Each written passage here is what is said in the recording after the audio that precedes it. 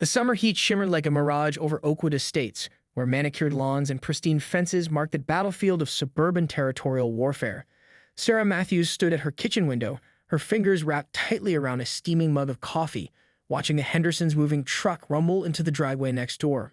She knew this was going to be trouble.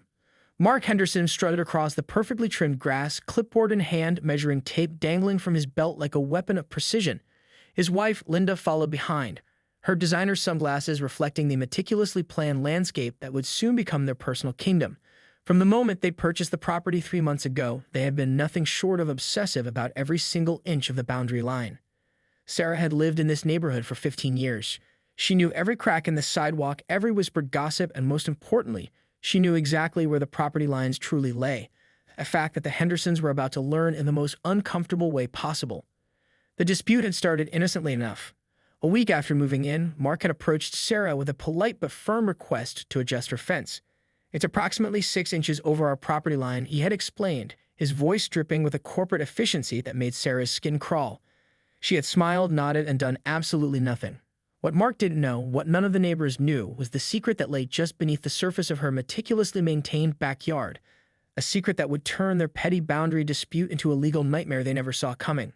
The first official warning came in the form of a certified letter, crisp white with an official-looking letterhead from Henderson's law firm, where he worked as a junior partner. Sarah chuckled when she saw the return address. Apparently, Mark was determined to use every tool in his professional arsenal to win this ridiculous fight. Notice of PRT line encroachment. The letter screamed in bold, uppercase letters. Mark demanded that Sarah move her fence immediately, threatening legal action if she failed to comply within 30 days. He had even included a professionally drawn survey map with red lines meticulously marking what he claimed was his property. Little did Mark know that Sarah was no ordinary homeowner to be intimidated by legal threats. A retired land surveyor with over 30 years of experience, she has spent her entire career dealing with property disputes. She recognized the survey's fatal flaw immediately, a misalignment that would become the cornerstone of her defense. But the fence was just the beginning. Mark and Linda had already started planning their dream backyard. A massive in-ground pool was scheduled to be installed within the next 2 weeks, with contractors set to break ground any day. Their excitement was palpable, their dreams seemingly within reach. Sarah watched them from her kitchen window, a slight smile playing on her lips. She knew something they didn't, something that would turn their suburban dream into a legal quagmire. The neighborhood of Oakwood Estates had always been a place of carefully maintained appearances, perfectly trimmed hedges, synchronized holiday decorations, and an unspoken code of conduct that everyone followed until now. The Hendersons were newcomers, fresh from the city, with a sense of entitlement that rubbed the longtime residents the wrong way. As Mark continued his meticulous measurements, Sarah took another sip of her coffee. The morning sun cast long shadows across the lawn, and in those shadows lay a truth that would soon come to light, a truth that would change everything. She pulled out an old, weathered folder from her home office. Inside were documents that had been carefully preserved, waiting for just such a moment. Surveys from decades past, property records, and a series of historical documents that would prove beyond any doubt that the Hendersons' understanding of their property was fundamentally, catastrophically wrong. The pool was coming. The lawsuit was brewing. And Sarah Matthews was ready. What the Hendersons didn't realize was that this was far more than a simple fence dispute. This was about to become a lesson in humility, in the importance of doing thorough research, and in the dangerous game of pushing the wrong person too far. The first shot had been fired, and Sarah was about to return fire with precision that would make her years as a land surveyor look like child's play. The first excavator arrived precisely at 7:30 a.m. on a Tuesday, its massive yellow frame cutting an imposing silhouette against the morning sky. Mark Henderson stood beside the machine, clipboard in hand, watching with barely contained excitement as the first scoop of earth was about to be turned for their dream pool. Linda had already begun planning the elaborate pool party they would host, a neighborhood debut that would firmly establish their social status in Oakwood Estates. She had ordered custom invitations, hired a catering company, and even commissioned a custom cocktail she was calling the Oakwood Splash. What they didn't know was that Sarah Matthews was watching every single movement from her meticulously positioned kitchen window, a cup of coffee growing cold in her hand. The excavation crew worked quickly, their heavy machinery churning up the carefully manicured lawn. Mark paced back and forth, offering constant commentary and unsolicited advice to the workers. His project management skills from the law firm were on full display, though the construction workers found him more irritating than helpful. By midday, a significant portion of the backyard had been dug up. The outline of the pool began to take shape, an impressive L-shaped design that would span nearly half the backyard. Mark had spared no expense, importing special tiles from Italy, planning intricate lighting, and even designing a custom waterfall feature that would cascade into the pool. It was at 2:17 p.m. that the first hint of trouble emerged. One of the senior excavation workers, a grizzled veteran named Frank with 20 years of experience, approached Mark with a concerned look. "Mr. Henderson," he said, removing his hard hat and wiping sweat from his brow, "we've got a situation here." Mark's perfectly pressed khakis and pristine white button-down stood in stark contrast to Frank's dirt-covered work attire. "What kind of situation?" he asked, a note of anxiety creeping into his voice. Frank pointed to a series of stakes and markings on the ground. "These property markers don't line up with where we're digging. Something's off." Mark bristled. "I had a professional survey done. Everything is exactly where it should be." But Frank was persistent. Construction workers knew something Mark didn't. The ground tells stories that surveys sometimes miss, and this ground was telling a very different tale. Meanwhile, Sarah had already made her move. A manila envelope sat in her home office, carefully prepared with copies of historical documents, old surveys, and a series of photographs that would soon change everything. The local county clerk's office would be receiving an interesting package very soon. As the afternoon wore on, the excavation continued, but with increased uncertainty. The workers exchanged knowing glances, whispering among themselves about the discrepancies they were uncovering. Mark remained oblivious, his vision of the perfect backyard clouding his judgment. Linda arrived home from her boutique shopping trip, designer sunglasses perched atop her perfectly highlighted hair. She walked the perimeter of the dig site, her heels sinking slightly into the disturbed earth. "It's going to be perfect," she announced to no one in particular, her voice a mixture of excitement and determination. What none of them realized was that Sarah had been preparing for this moment for weeks. Her years as a land surveyor had taught her one crucial lesson. In property disputes, documentation was everything. And she had documentation that would shake the Hendersons' world to its very foundation. The sun began to set, casting long shadows across the half-dug pool site. Mark stood at the edge of the excavation, his initial excitement giving way to a creeping sense of unease. Something wasn't right. He could feel it. Little did he know, the real storm was just beginning to brew. By nightfall, the first legal wheels would be set in motion, and the Hendersons would soon learn that messing with Sarah Matthews was the biggest mistake of their lives. The first legal document arrived on a crisp Thursday morning, delivered by a courier with the precision of a military operation. Mark Henderson opened the envelope with the confidence of a junior law partner who believed he was always 3 steps ahead of everyone else. His confidence evaporated within seconds. The document was not the lawsuit he had prepared against Sarah Matthews, the one demanding she move her fence and pay damages for encroachment. Instead, it was a comprehensive legal challenge to the very foundation of their property ownership. Sarah had done her homework with the meticulousness of a seasoned professional who had spent decades navigating the intricate world of land surveying and property law. The documents revealed a stunning discovery. The pool excavation was not just inches, but substantially over the property line, and worse, it was entirely on her land. The county records told a story that the Hendersons' expensive survey had conveniently overlooked. A series of historical land transfers, easement modifications, and boundary adjustments created a complex tapestry that Sarah understood better than anyone. The original property lines had been subtly shifted decades ago, a fact that had been carefully documented but rarely examined. Mark's hands began to shake as he read through the detailed legal brief. Each page was a calculated blow, systematically dismantling everything he thought he knew about the property. Photographs, historical surveys, and expert testimony were meticulously compiled, a dossier that would make any lawyer break into a cold sweat. Linda walked in, fresh from her morning yoga class, dressed in expensive athleisure wear. "What's wrong?" she asked, noting the sudden pallor of her husband's face. "We're in trouble," Mark muttered, spreading the documents across their granite kitchen island. The pool project, their $150,000 dream, is now a potential legal nightmare. The excavation had not just crossed a boundary, it had fundamentally violated property rights in a way that would be difficult to rectify. Sarah had strategically waited. She understood the power of timing, of letting the Hendersons invest not just money, but emotional capital into their project. The half-dug pool site now stood as a testament to their hubris, a massive, muddy reminder of their spectacular miscalculation. The neighborhood watched with a mixture of fascination and barely concealed glee. Oakwood Estates had always been a place of subtle competitions, of unspoken social hierarchies. The Hendersons, with their city attitudes and aggressive approach, had never quite fit in. Now they were about to become the cautionary tale that would be whispered about for years to come. What Mark didn't know was that Sarah had connections.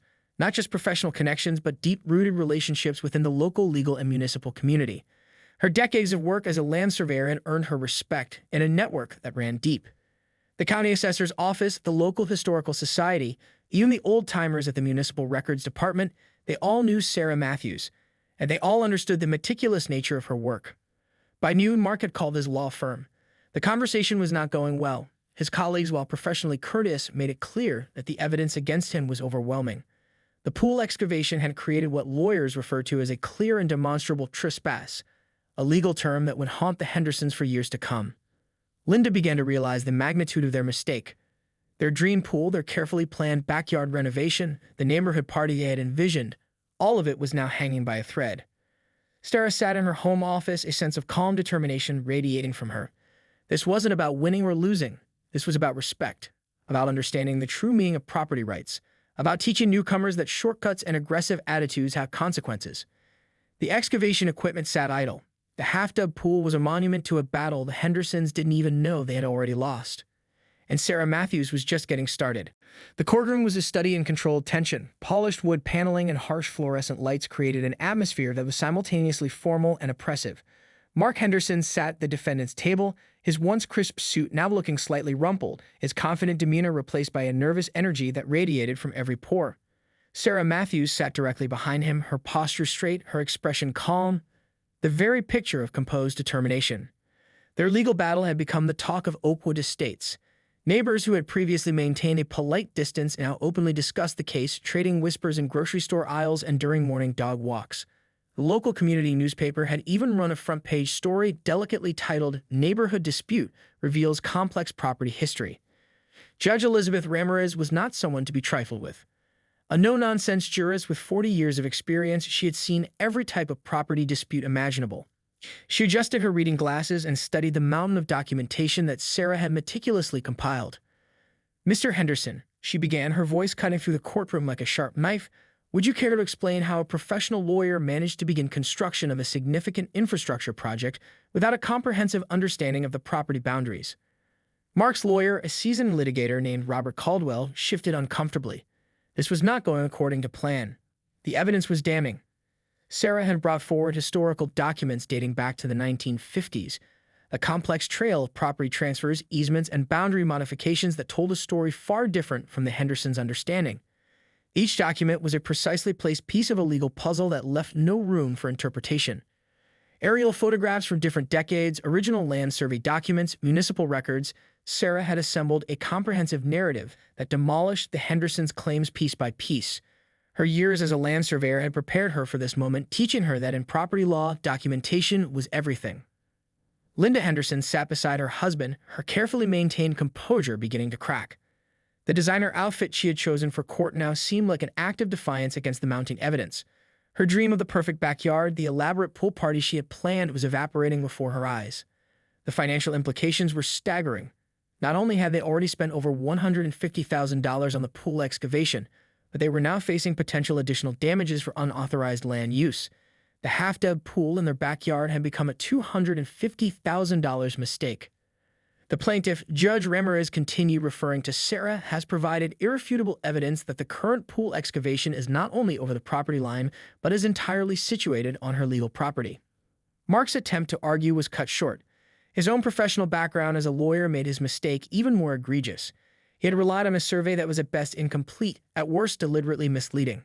Sarah's victory was not about money. It was about principle, about respect for property rights, about understanding the importance of thorough research and due diligence. As the hearing progressed, it became clear that the Hendersons would be required to not only cease all construction, but also restore the land to its original condition at their own expense.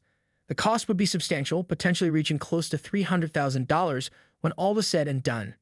The neighborhood watched, some with sympathy for the Hendersons' costly mistake, others with a sense of vindication. Oakwood Estates had its unwritten rules, its subtle social dynamics, and the newcomers had just learned a harsh lesson about challenging those dynamics. Mark's law firm was already discussing the potential professional implications of his spectacular miscalculation. A junior partner who couldn't manage his own property dispute was not a promising career trajectory.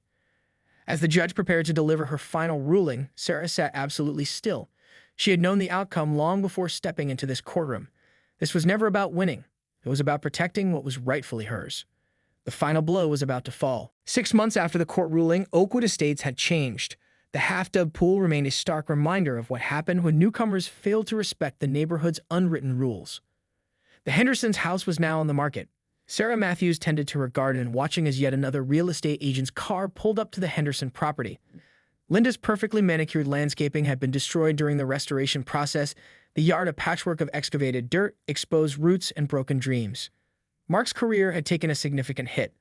The local legal community was small and word travels fast. His miscalculation had become a cautionary tale, a warning whispered in law firm break rooms and municipal offices about the importance of thorough research and humility. The financial toll had been devastating. Between legal fees, the cost of the aborted pool construction, and the mandatory land restoration, the Hendersons had lost close to $400,000. Their dream of suburban supremacy had crumbled, reduced to a legal footnote in Oakwood Estates' history. Sarah found no joy in their misfortune. Her victory was never about destruction, but about preservation, protecting the intricate history of land that she had dedicated her entire professional life to understanding. During the restoration process, she had actually helped the Hendersons navigate some of the more complex legal requirements. It was a small mercy, a professional courtesy that spoke volumes about her character. She understood that mistakes happened. It was how one responded to those mistakes that truly defined a person. The neighborhood had watched the entire saga unfold with a mixture of fascination and respect. Sarah had become something of a local legend, a retired land surveyor who stood her ground with surgical precision. Younger residents sought her advice, local real estate agents consulted her on boundary disputes, and the Municipal Historical Society had even asked her to give a lecture on the complex history of local property lines. Linda had taken the defeat particularly hard. She stopped attending the neighborhood book club. Her once frequent social media posts about their dream home had disappeared. The couple's relationship seemed strained, the weight of their expensive mistake creating a tension that was palpable even from a distance. As for the pool, that dream of summer parties and neighborhood admiration, it had become nothing more than a cautionary excavation, a mud-filled reminder of hubris. Sarah's true victory was not in the courtroom or in the financial settlement. It was in the preservation of historical accuracy, in protecting the intricate tapestry of land ownership that she had spent her entire career studying and protecting. On the day the for sale sign went up in front of the Henderson house, Sarah walked to her fence line. She noticed a small memorial plaque she had quietly installed, a tribute to the original land surveyors who had mapped this area decades ago. It was her way of honoring the profession, of remembering that every piece of land tells a story for those patient enough to listen. The Hendersons would leave, but the land, the beautiful, complex land with its hidden histories and silent testimonies, would remain. As the moving truck arrived, Sarah Matthews allowed herself a small, knowing smile. Not a smile of triumph, but understanding. Some lessons are learned hard, but they are learned well. Oakwood Estates would continue, the property lines would remain, and the truth, as it always does, would find its way to the surface.